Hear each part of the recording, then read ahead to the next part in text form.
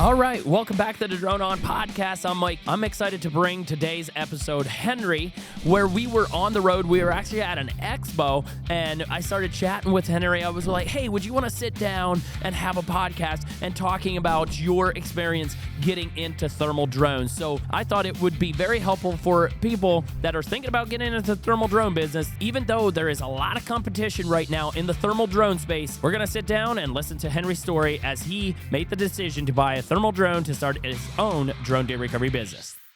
Okay, guys, Mike with Drone Deer Recovery. We're sitting down here at the Columbus Deer and Turkey Expo talking with a drone pilot that you were walking by. You tell me that you bought the whole drone deer recovery kit from me, and your ultimate goal was just to pay the drone off. Tell us a little bit, why did you get a thermal drone? But before you do that, how old you are, what made you get into it, and your name. I'm Henry Hostetler. I am from Brinkhaven, Ohio. That's where I grew up, born and raised there.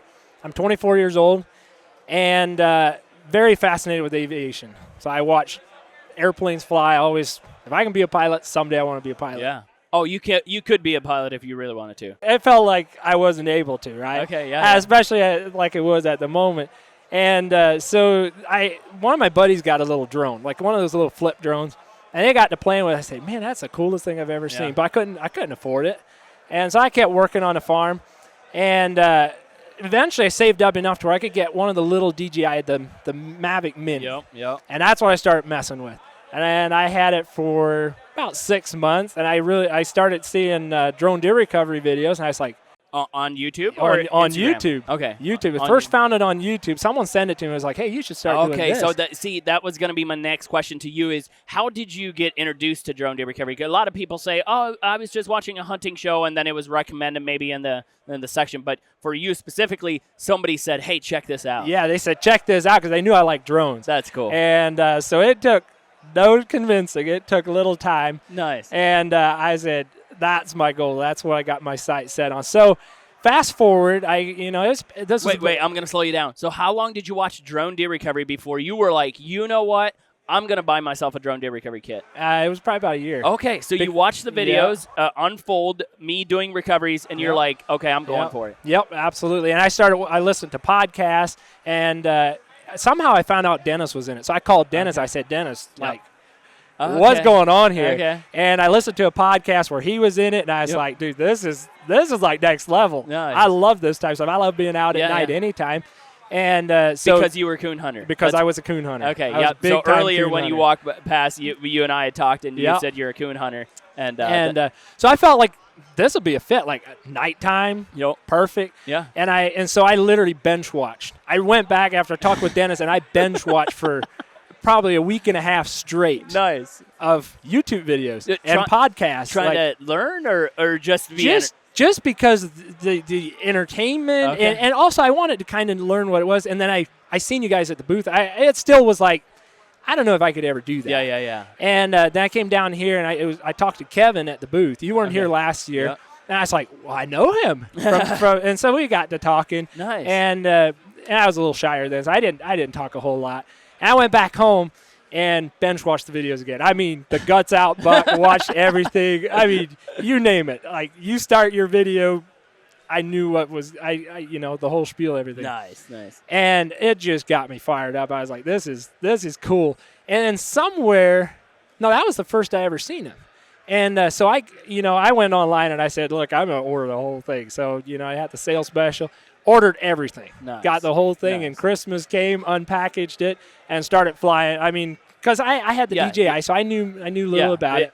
So I started messing around with it a little bit, and it just fueled the fire even more, because that was last spring. And so now I had a goal. Yep. I said, okay, now I've got to be ready till deer season. Yep. And my original goal was I gave it 2 years. To pay it off. To pay it off, because, I mean, I forget what it was, like $25,000. Why did you think it would take 2 years? Because I had roughly done some math, and I'm thinking, like, because people don't know it, I'm a new pilot. Why would they choose me? Okay. Why would they have me come over? Why would they have me come look for the deer if they can have Mike come look for the deer? Yeah. And so I'm like, I'll just, I'll do what I can. Here, let me tell you why I think that they would have you come do the recovery. Some people might hire you based on experience, but most hunters, they're just like, you got a drone? Oh, you're 15 minutes out? Boom. And that's exactly what happened. Yep. I got my license.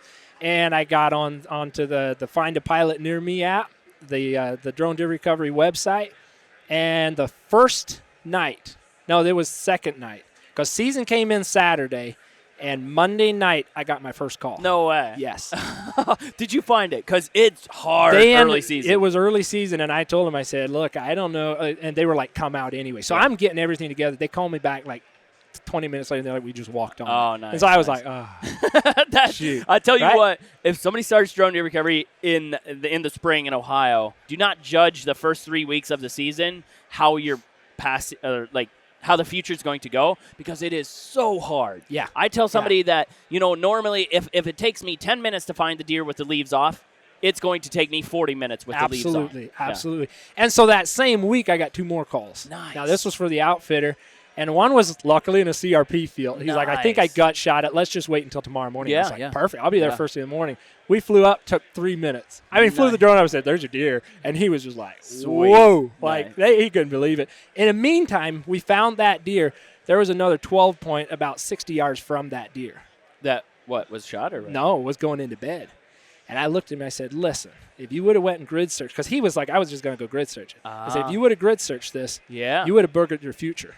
I see. We knew exactly where that deer was at. We knew how to approach that deer to not bust the rest out of the deer out. Yeah. And later, they ended up not shooting it, but later they sent me a picture of that buck that I seen that one morning on the drone 15 yards from a tree stand. Wow. They had a shot at it. Yeah. So basically, it not only helped them recover that deer, but it also showed them a way to get in there so they wouldn't have busted out that deer and potentially never seen him again. Absolutely. Dude, Absolutely. Yeah, that's good that you shared that, because that's like one of my very first deer that I went and looked for was a big 200-inch deer, 201-inch, and they had a dog on the property, but they were just like, I'm not going to go in there unless I know that the deer is dead for sure. And luckily, they had me come out, and the deer was still alive, and they would have busted them out. Absolutely. Same thing. And I had so many instances like that. Like, I can't even tell you. That's so cool. That same morning, I found my second one, as I was on a roll. Oh, right. My. I mean, I found 2 one morning. I'm like, oh, man, this is where it's at. Nice. And then it just snowballed from there,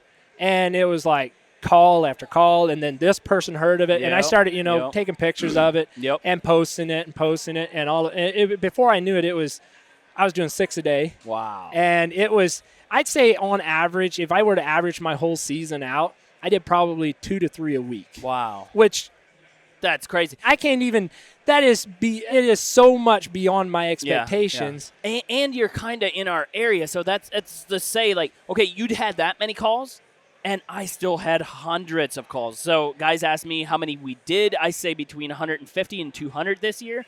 But you still had a good season, even though you're in the area where drone deer recovery got started. So that tells me that if somebody is wanting to get into it, yes, the market is becoming more saturated. More and more people are doing it. But that doesn't mean that you're not going to be able to pay your drone off. It might just take a little bit longer. But it didn't take you as long as you were thinking, did it? It took me till, I forget exactly what the date was, but I think it was like January 5th or something like that. It was around the 1st of January. Nice. When I sat down and I was looking at all my numbers, because I have, tracker where I'm keeping track of it. And my wife was like, we're on top. Like, we're 0. Cool. Like, nice. And I was like. So now come this season, it's going to be. Well, we still had season to go. Oh, so we were still in January, and I was still getting calls. Nice. And so I was like, okay, well, this is nice. Nice. And so it literally, this is what I did, because I do construction. And I told my boss, I said, I'll help you what I can. But I want to focus more on deer recovery. Yeah. And so that's what I did. And it paid enough to where, I mean, if I wasn't on a call, I could go help him out here and there. But if I was focusing my nights doing drone calls, it allowed me the next day to go hunt.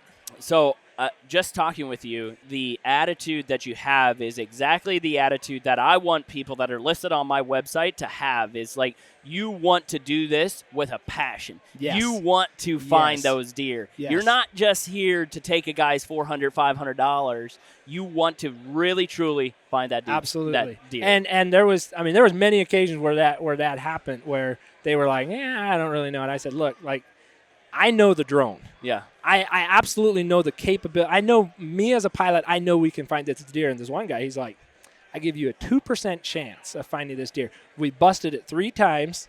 and I came in and found him. Like, this was similar to your guts out buck. Like, Yeah. he hit him back, and there was literally guts lobbing out, and he's just strolling around. Yeah. And I told him, I said, he'll probably bed in there somewhere. We'll find it in the morning. Went back next morning, no deer.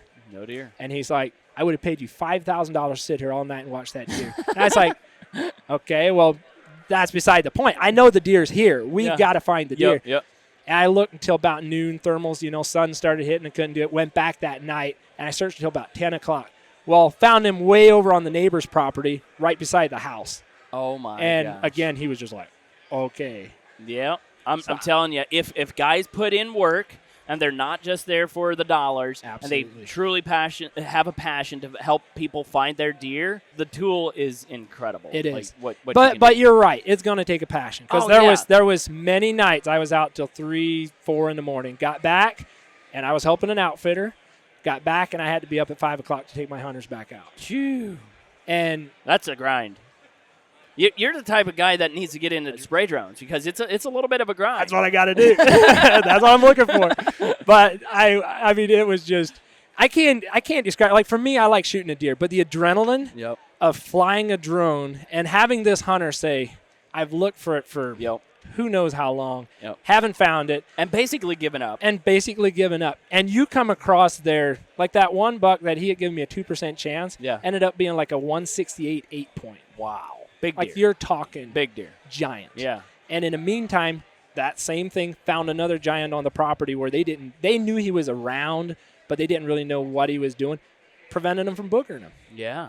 And so it's just it's so fired up. Like, I can't tell you how excited. And there was a couple pilots or a couple hunters that I flew for who were like, man, I would never have thought the pilot gets as excited as the hunter when they found the deer. Yeah, so people thought I was like bull crapping, like my excitement and stuff. No, that is how I feel. Yeah, like, dude, you were with me. I screamed so loud my voice went hoarse. I was like, like, I could not. Oh, man. Well, thanks so much for sharing. There you go, guys. Just another story of somebody that wanted to get into thermal drones, wasn't sure how long it would take to pay his drone off, and it's looking good. So maybe the next time we'll talk to you, have a whole NuWay Ag complete drone setup. And I hope, because that's what it is. But really, to anyone looking to get into it, it's there. If you're willing to work it, it's there. Yep. That's the bottom line, because I'm still getting calls. The other day, like a week ago, I got a call for a dog. Yeah. And the work's there. If you're willing to go through it, I mean, it's really not that much to get your license. No, I mean, you go sit down, do your schooling, do whatever it takes, be legal, and be smart. Don't be doing dumb stuff, but do your homework, know what you're doing, and if you're willing to work the system will work for you. That's the end of the story. There you go. I couldn't have said it any better myself. Alrighty. Appreciate it. All right.